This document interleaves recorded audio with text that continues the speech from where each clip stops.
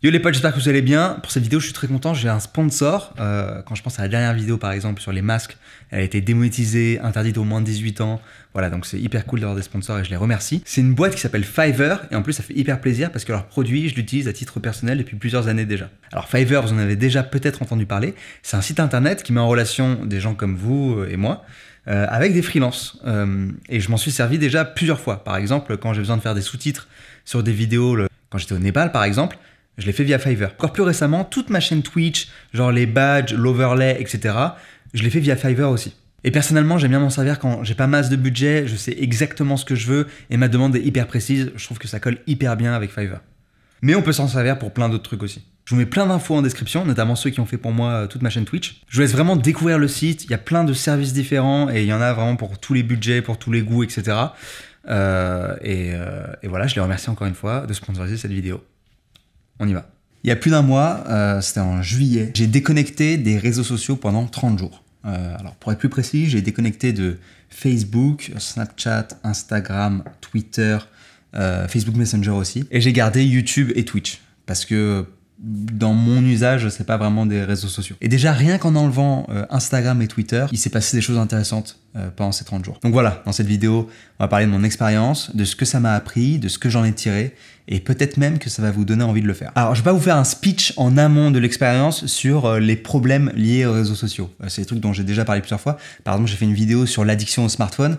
En gros, les principes d'addiction au smartphone, c'est sensiblement les mêmes au niveau de l'addiction aux réseaux sociaux. D'ailleurs, je m'arrête 2 secondes sur le mot addiction, qui est assez controversé en fait sur cette problématique de smartphone. Beaucoup de gens préfèrent parler de problèmes comportementaux plutôt qu'addiction. Je vous mets des ressources en description. Et il y a aussi cette vidéo sur l'impact générationnel que j'avais faite, dans laquelle on parle de l'isolement, de l'estime de soi, ce genre de choses. Voilà, je ne vais pas revenir en détail sur tout ça, mais ce que je veux vous dire dans cette vidéo, c'est pas forcément pourquoi c'est mal, c'est bien, etc. Mais c'est plutôt vous donner mon ressenti lors de l'arrêt de ces 30 jours.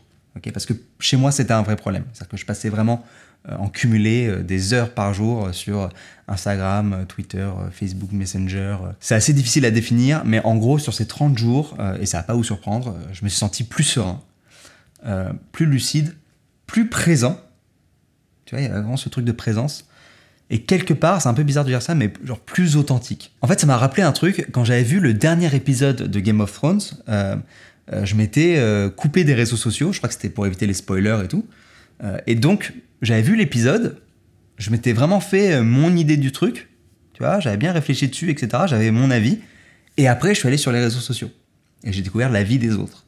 Moi, l'épisode, je l'avais kiffé, je voyais, genre, les gens, ils avaient incendié les scénaristes, mais vu que j'avais mon opinion avant de me confronter à celle des autres, je savais ce que je pensais, tu vois. Et c'était super agréable, en fait, comme expérience. En fait, j'ai l'impression que c'est plutôt rare, parce que généralement, sur les réseaux sociaux, une information, elle vient en même temps qu'une opinion. Et souvent, cette opinion ou cet avis, il est rarement mesuré, quoi. Donc j'avoue que sur ces 30 jours, je me suis rapproché de ce que je pensais moi, et donc inévitablement, je me suis rapproché de moi. Tu t'explores davantage. Quand tu te déconnectes de tout ça, t'as vraiment ce truc de penser librement, tu vois. Et c'est non seulement important, mais en plus nécessaire, je trouve. L'autre élément important, c'est le nombre d'informations qui vient à moi qui a nettement diminué. Alors évidemment, j'étais au fait des choses importantes, hein, je continue à lire la presse, etc.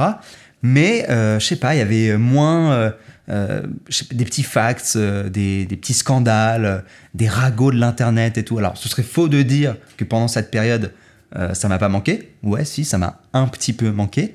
Mais j'étais quand même plus apaisé sans le savoir. Et les trucs vraiment importants, je les avais via mes potes en IRL, donc in real life. Donc voilà, tu rates pas totalement le truc, mais t'es pas, tu vois, les yeux rivés tout le temps sur ton téléphone, à suivre un peu un scandale en direct. Ça, j'avoue, c'était cool de prendre de la distance par rapport à ce surplus d'informations. On n'a pas besoin de savoir tout ça. Et l'autre élément qui m'a fait du bien, c'est aussi de m'éloigner de toute la négativité, l'acidité, la toxicité qu'on peut trouver sur Twitter, par exemple, et la sursexualisation, le suresthétisme qu'on peut trouver sur Instagram.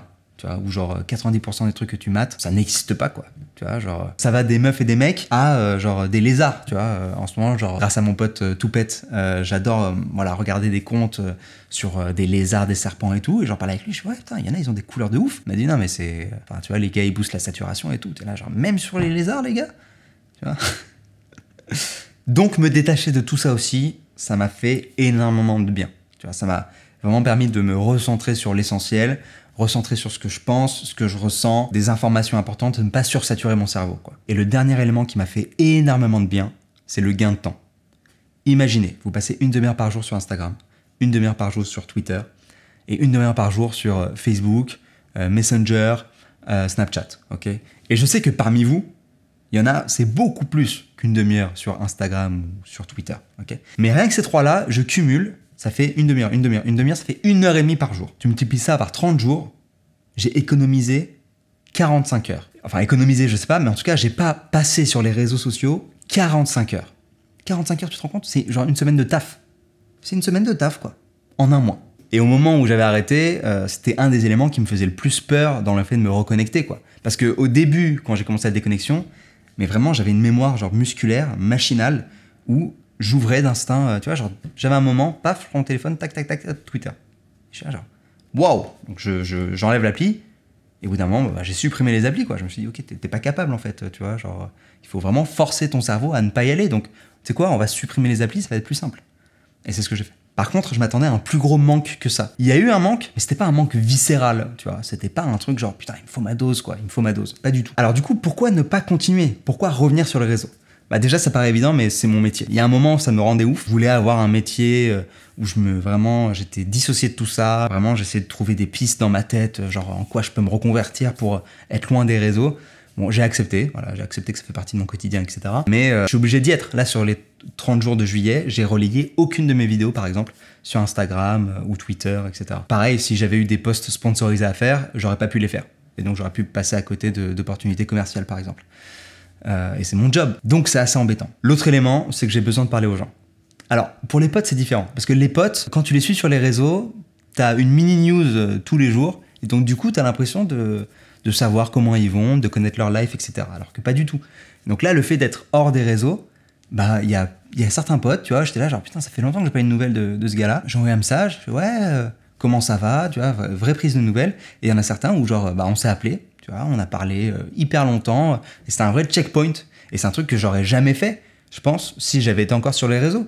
Je suis en train de faire le montage de la vidéo et ça me fait rire là, parce que ce passage, on a l'impression que le mec découvre le téléphone et les conversations téléphoniques avec ses potes. Vraiment, il est là genre, putain, c'est dingue, on s'est parlé au téléphone. Donc, du coup, je sais pas si c'est clair, mais je parle évidemment pas des potes proches qu'on appelle souvent. Je parle de ces autres potes où on a l'impression de connaître leur vie, alors qu'en fait, pas du tout. Et vous voyez très bien de qui je parlais. Mais là, je parle pas des gens que je connais quand je vous dis que j'ai besoin de parler aux gens ou j'ai besoin, voilà, J'aime quand ça fourmille, en fait. Voilà, c'est comme ouvrir la fenêtre et voir les gens, ils sont sur les terrasses, ils discutent, les gens marchent, etc. Il y a un truc où j'aime l'effervescence. Alors, j'avoue, beaucoup moins depuis le Covid, on va pas se mentir. T'as l'impression de faire partie d'un tout, en fait. Et d'ailleurs, anecdote, au tout début de mon expérience en juillet, il y a eu donc ce qui s'est passé avec George Floyd. Il y a eu le hashtag Black Lives Matter qui a été relayé en puissance, etc. Et je sais pas si vous avez vu, mais il y a beaucoup de gens qui ont posté un post tout noir, genre un carré noir, sur Instagram. Mais genre vraiment, j'ai l'impression que tout le monde l'a fait. Genre moi j'ai des potes qui montraient leur feed, c'était genre tout le monde le postait le truc. Pas moi, tu vois. Alors évidemment, il y a plein de manières de soutenir cette cause-là, tu vois. Et si tu fais pas un post, bah, tu peux faire d'autres choses, tu vois. Moi j'ai fait des choses de mon côté, mais tout ce que je faisais, bah je pouvais pas communiquer dessus. Donc c'est-à-dire que si quelqu'un, et c'est pas grave, en vrai pour moi je m'en fous, d'accord.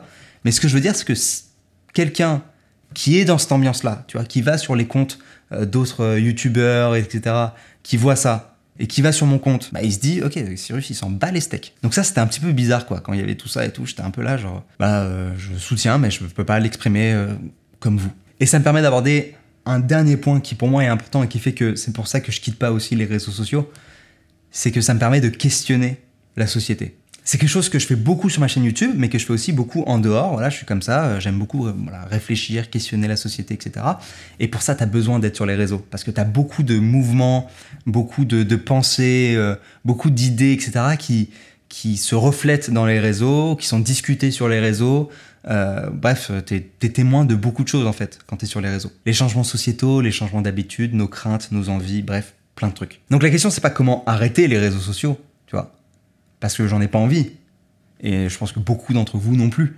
La question, c'est plus, qu'est-ce qu'il faut changer dans sa relation aux réseaux sociaux pour que ça reste un plaisir. Alors j'avais commencé à y réfléchir avec certains d'entre vous quand j'ai écrit cette vidéo sur Twitch, et ça m'a rappelé un livre de 2018 de Cal Newport qui s'appelle Digital Minimalism. Dans ce livre, il parle de l'importance de commencer par 30 jours de détox d'une certaine manière pour questionner son usage. C'est l'occasion aussi de réfléchir à ce que les technologies nous apportent et comment elles peuvent servir nos intérêts. Et aussi réfléchir à ce que c'est nos intérêts en fait. Okay.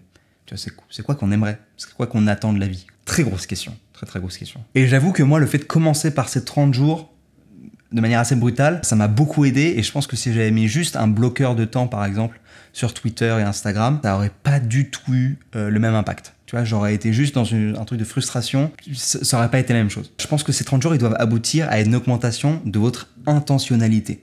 Tu vois, genre, qu'est-ce que j'attends de ces réseaux? Et quelque part, adopter une relation de méfiance en fait vis-à-vis d'eux. Hein, qu'en un mois où j'ai repris mon usage, etc., je vois que très vite, tu retombes en fait dans les vortex. Tu retombes dans des gouffres. C'est très facile en fait.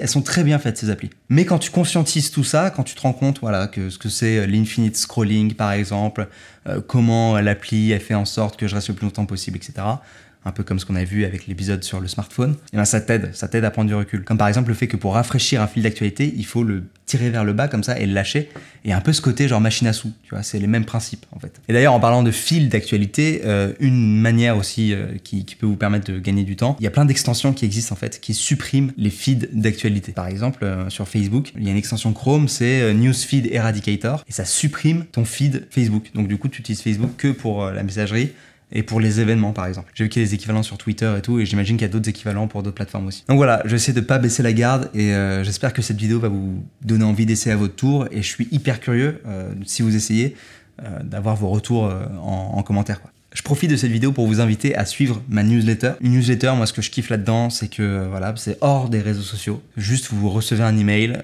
et vous avez une information de ma part. Alors qu'est-ce qu'il y a dans cette newsletter? C'est la question qui suit, hein, j'imagine. Je pense que des fois, ça peut être des choses très intimes, comme par exemple cette newsletter, quand j'ai passé les 400 000 abonnés, je vous expliquais pourquoi à la fois j'étais fier et à la fois pas du tout, et toutes les frustrations que ça peut entraîner en fait de passer ce genre de palier et tout. Mais ça peut aussi être genre des recommandations d'articles, de vidéos, etc.